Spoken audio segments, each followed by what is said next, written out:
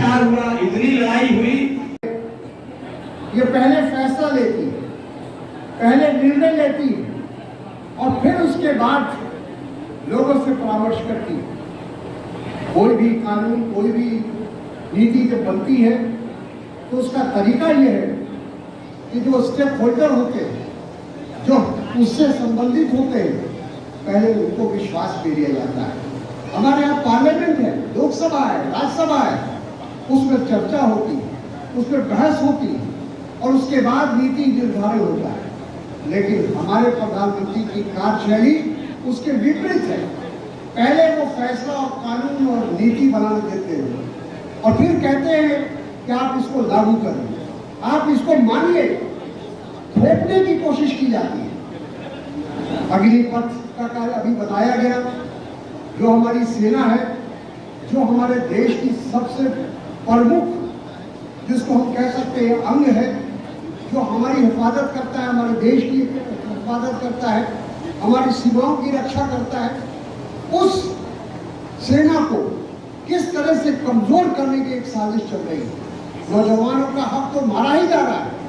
आज जबकि देश में बेरोजगारी अपने चरम सीमा पर है, लेकिन बेरोजगारी दूर करने के बजाय, उसका उपाय निकालने के बजाय बेरोजगारों को ही खत्म करने की कोशिश हो रही है। 4 साल का जिक्र अभी किया चंद्र प्रकाश जी ने, ये पहली बार हो रहा है हमारी सेना के अंदर। आखिर ये सेना जिसने हमेशा जब भी कोई देश पर कोई आपत्ति आई है, कोई चुनौती आई है, तो हमारे बहादुर जवानों ने उसका मुंहतोड़ जवाब दिया है। चाहे वो 1965 की लड़ाई हो, चाहे वो 1971 में बांग्लादेश के निर्माण का सवाल हो, हमारी फौज ने, हमारी सेना ने दुनिया में इतिहास बनाया है, इतिहास की रचना की है। 90,000 से ज्यादा पाकिस्तानी फौज को संपर्क करने का पर मजबूर किया। तो ऐसे हालात में आज जरूरत थी कि हमारी फौज को, हमारी सेना को, हमारे जवानों को प्रोत्साहित करने का, उनको और मजबूत करने का। लेकिन ये अब 4 साल की स्कीम आई है। 4 साल में 6 महीना ट्रेनिंग में जाएगा, 3.5 साल की उनकी नौकरी होगी। नौकरी के बाद उनको कोई सुख सुविधा नहीं मिलेगी, कोई पेंशन नहीं मिलेगा, न कोई स्वास्थ्य सुविधा मिलेगी, न उनके बच्चों को शिक्षा मिलेगी। तो ये जो एक नई नीति लाने का जो प्रयास है आज, जिसका सारे देश कि जैसे तमाम विभाग को या तो बेचे गए हैं या उसको कॉन्ट्रैक्ट पे किया गया है, उसी तरह से ये देश की सुरक्षा में भी ठेकेदारी लाना चाहते हैं। ये ठीक नहीं है, ये देश की सुरक्षा के साथ खिलवाड़ है। इसीलिए भारतीय राष्ट्रीय कांग्रेस इस देश के नौजवानों की उस भावना के साथ खड़ी है कि भारतीय सेना के अंदर इस तरह से ठेकाकरण की शुरुआत करना ठीक नहीं है।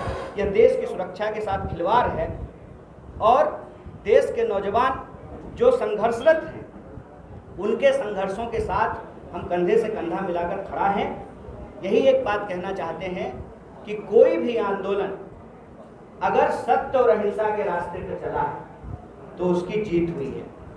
उसमें अगर किसी भी और चीज का इस्तेमाल होता है, उससे आंदोलन बदनाम होता है। इसीलिए हम साथियों से आग्रह करेंगे कि आप लोग किसी भी अन्य प्रकार के माध्यमों का इस्तेमाल ना करें, सत्य और अहिंसा को अपना करके अपनी इस मांग को जरूर रखें। और इसी संदर्भ में बिहार की जो प्रदेश इकाई है भारतीय राष्ट्रीय कांग्रेस की, वो 243 विधानसभा में कल सत्याग्रह करेगी। 10 बजे के बाद से यह सत्याग्रह चलेगा। मैं तमाम अपने नौजवान साथियों से यह आग्रह करता हूं कि शांतिपूर्ण तरीके से इस सत्याग्रह में अपने न्याय के लिए आप शरीक होइए, शामिल होइए। और मैं पत्रकार साथी